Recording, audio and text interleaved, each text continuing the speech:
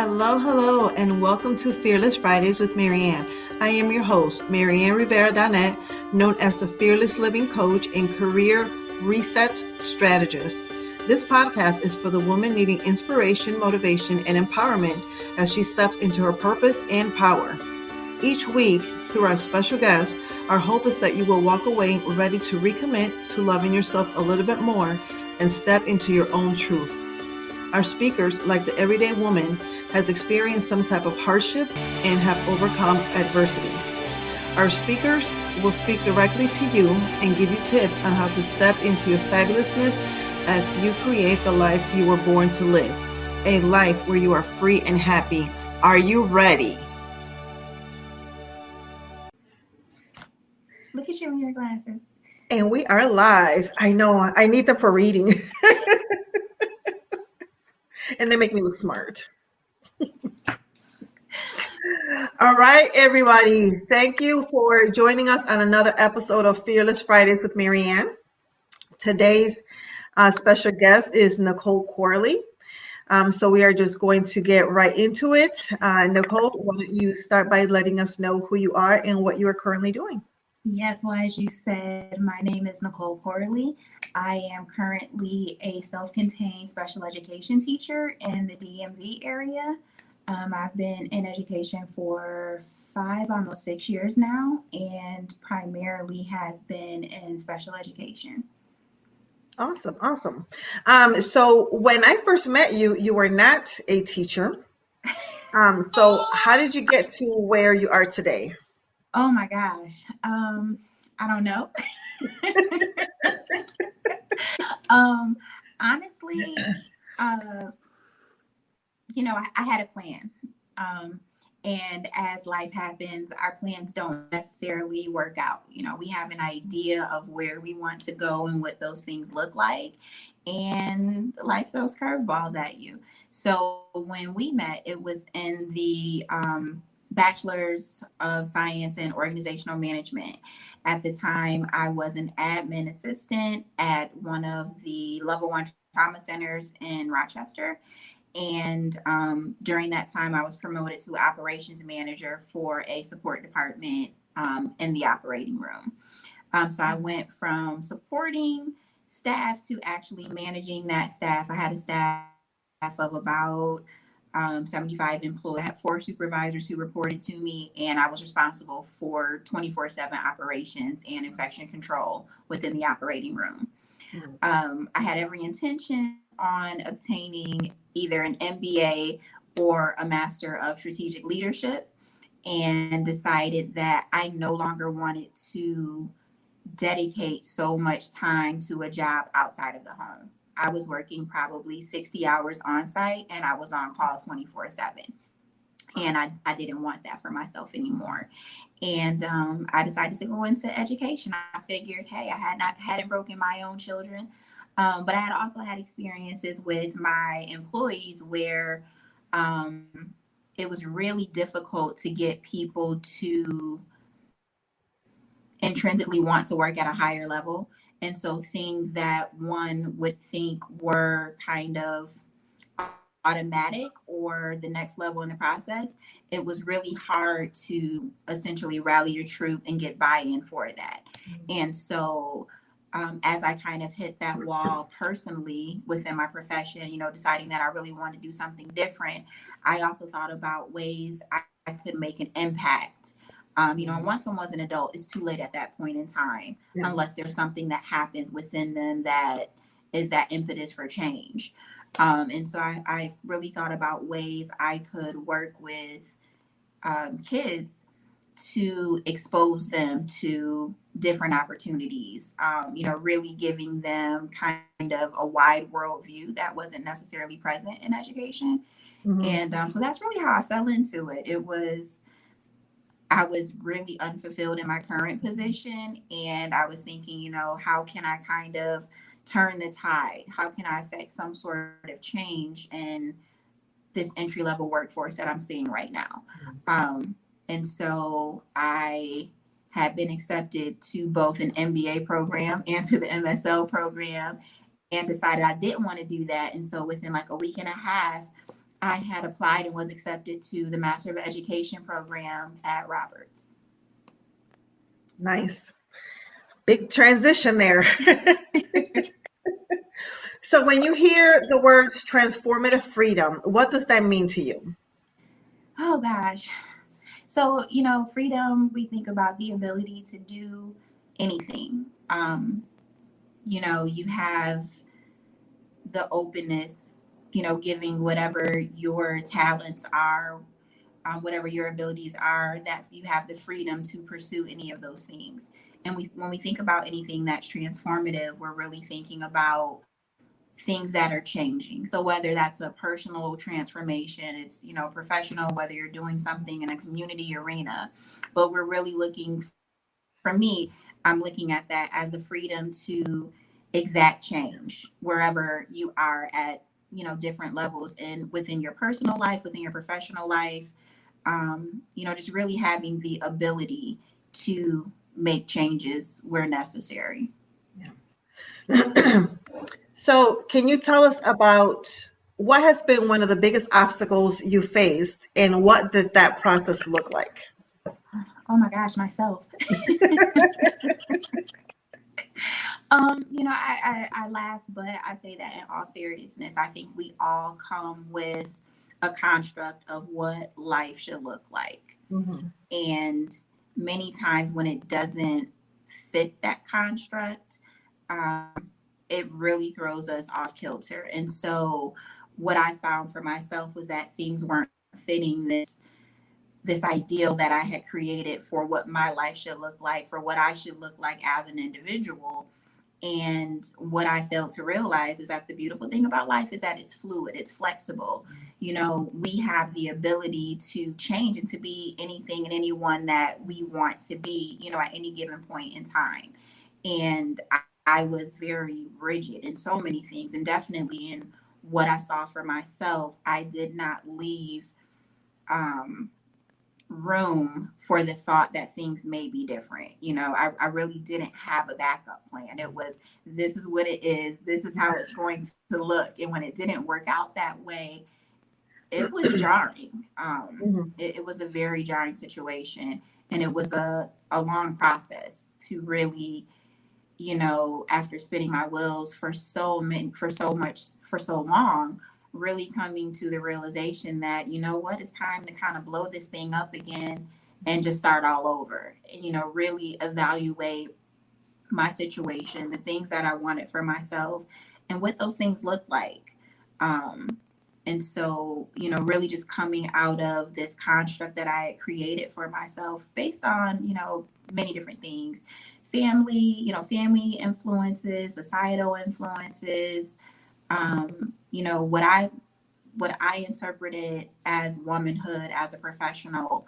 All of those things really played into this ideal that I created for myself. And I really got to a point where it was a hindrance for me. It wasn't allowing me to grow because I was stuck in this one frame of mind. So You mentioned backup plan. Do you think that if we have a backup plan, it's harder or easier to commit to something? Because if things don't go the way we plan and hope for, we know in the back of our minds that we have that backup plan that we can fall on. What are your yeah, I thoughts on think that? backup plans they're good. But again, you can, if for someone like me who's an A-type personality, if it's like, okay, plan A doesn't work, let me go to plan B. Now that's kind of falling apart.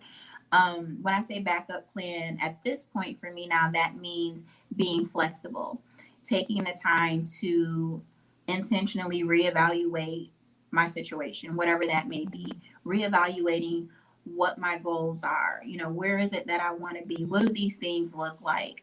And how do I get to those things? And being okay with thinking outside of the box, kind of have this, have a couple of paths that you may want to follow, but there are some other opportunities that are available to us that can get us to that same endpoint that sometimes we're not open to. Yeah. And you mentioned earlier too that sometimes we have a thought of what we want to do and what we want to accomplish, but then, the expectations of society and women and being a wife, and then we have the input of other people. Can you speak a little bit more into that and how that sometimes causes women, particularly, to become stuck and unfulfilled? Hmm. Yeah. We all have ideals of what people and things should look like. We have an ideal mother, an ideal father, these ideal relationships and those types of things. And sometimes we find ourselves outside of those ideals. Sometimes we find ourselves in those ideals and we're trying to maintain them. Um, but I think we have to be realistic with ourselves. Everyone's journey is different. Yes. The way that I reach my endpoint is not going to be the way that you reach your endpoint. And I think when we start to idolize individuals or ideas of individuals, concepts of individuals, we find ourselves in these holding patterns that don't allow us to live authentically. Mm. And, we're spinning our wheels trying to do things that aren't necessarily meant for us. And we become rigid, we become stuck. And so that's where we start to experience some of that resentment. We start to experience that sense of being unfulfilled because we aren't doing those things that we should be doing in the way that we should be doing them. There are some paths that are laid out for us, but there are times where we have to chart our own journeys, we have to chart our own paths. And I think that as women, we have to be more open to charting our own paths. Many times we want to follow what your mom did or what your aunt did or what your Right. other friend did, and really be okay saying, you know what, this is what it looks like for me, and I'm good with that. And really giving yourself to that process in your own way, in your own time. So what has been some of your like techniques and things that you've done? Some of the people that I've spoken to have done, journaling and affirmations, meditation and things like that. What have been some of the things that have helped you enjoy basically transformative freedom? So I'm a planner. And as crazy as it sounds, I have to plan to be spontaneous. Um, I have to, for me, to be spontaneous is not in my nature. So it's something that I have to remind myself that, hey, it's okay to kind of just go with the flow and not have a plan for the day. So in the beginning, I had to plan to say, I don't have a plan today. Let me kind of just go with it and, and see what's going to happen. Um, for me, I needed to do. I know some people like to write, some people like to meditate. And if I get into my head too much, it's not a good thing for me. And so it's like, okay, we have to get out there and do it. Let's just go ahead and do it. Today, I don't have a plan. I'm going to get in the car and I'll see, where I end up. And something as simple as that started to change those habits. It got to a point where every day does not need to be planned out. Every trip does not need to have an itinerary complete with times and durations and those types of things. And so for me, it was being really intentional to do things unintentionally and understanding that that's okay, which allowed me to really give myself to the experience. So I would find myself being much more present in whatever it was that I was doing, while at the same time confronting some of those kind of fears and personal apprehensions that I had, not because of anyone else, but Right. because these were things that I had told myself, oh no, that's not okay. And a friend of mine, he would ask me, who told you that? And I'm like, it just is, Yeah. But I started asking myself, who told you that?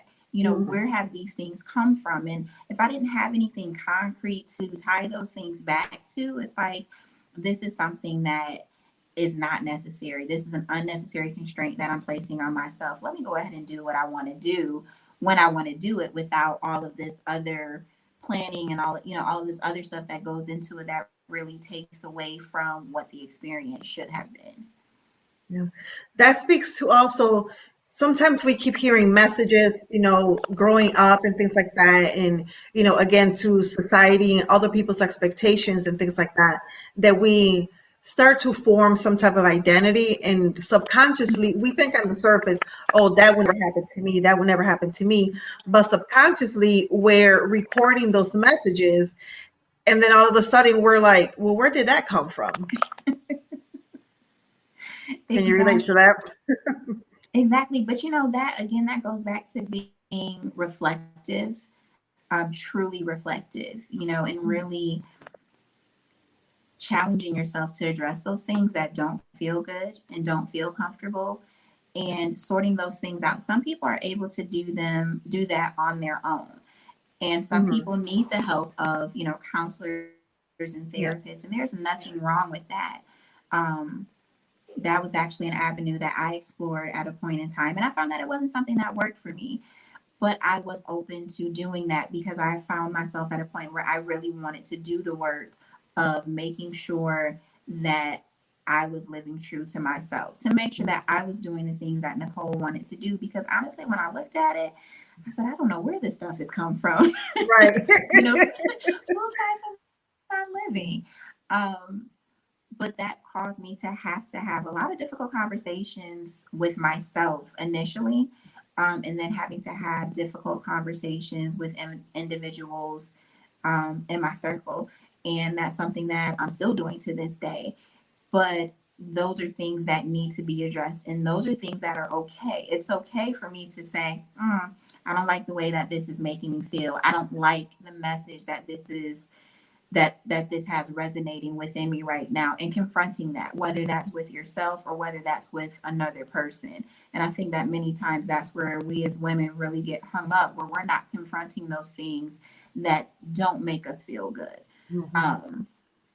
And being okay with saying, you know what, that's not okay. And really being okay with changing those relationships, changing those dynamics. It doesn't mean that the relationship goes away, but you take back some of that power and you say, you know what, this is what I need in this time. And either you can give it to me or you can't. And reevaluating, adjusting those relationships so that as an individual, you're in a good place. Yeah, and that's very important too, because sometimes when women, we've been taught that, you can't speak up, you got to just pretty much be like a doormat, and it's very unhealthy. And the moment that you become assertive, people see you as being aggressive, being a know-it-all, stuck up, and all these sorts of things. So it's very important, what you said, to be able to speak to what's not making us uncomfortable, Mm-hmm. trusting that gut feeling that we often Yeah, get. definitely. So what one piece of advice would you give to our listeners, particularly women who might be um, ready to step into their own truth? A piece of advice. Oh, I don't know. The journey's different for everyone. It we all have different needs, and the way that we get to those Mm-hmm. needs, the way that we address those needs is different, and really being open and receptive to that. As girlfriends, we always have conversations, and you say, girl, I can never do that. I'm not strong enough for that, or whatever the case may be.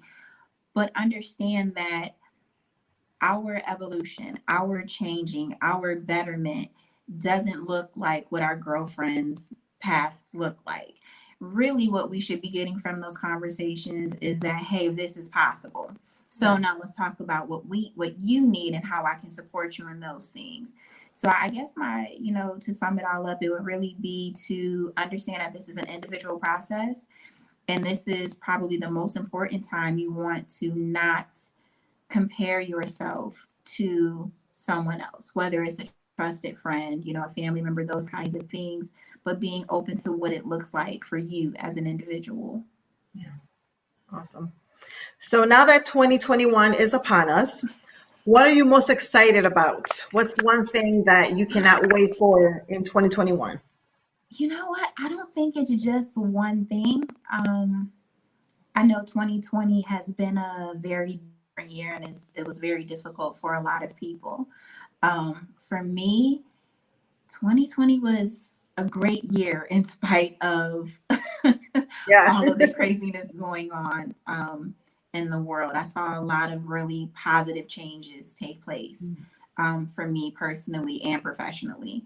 And so my hope for 2021 is to really just to continue to build on enjoying me and being able to enjoy those around me in my circle who are supporting me, you know, who are there with me, and really being able to be present for whatever it is. You know, I lived, like I said, I was working 60 hours a week. So I've lived where I was constantly tied to a job, you know, or to something, but I really want to continue to take back my time and to really readjust that balance so that the majority of the time I'm doing those things that are enjoyable and comforting to me. And, you know, work is work. We have to work. Very few of us are independently wealthy, but not have that be the driving force in my life. Really have my own happiness and comfort continue to be what is first and foremost in my life. And that be what, you know, I'm really putting stock into as the year goes on. Awesome. So now that we are getting ready to close down, one of the questions that I always like to ask my guests is, when you hear fearless living, what does that mean to you? You know what? It's taking those calculated risks. You know, everybody has a different level of risk, but being open and willing to stepping out and doing those things that are going to push you to be better, those things that are going to push you to grow, those things that are going to push you to have a wider view. You know, fear so often stops us from doing things that we really want to do. And we really have to ask ourselves, you know, is this worth it? Is this something that is going to add to my life? And we need to be willing to be fearless in pursuing those things that are adding to our lives.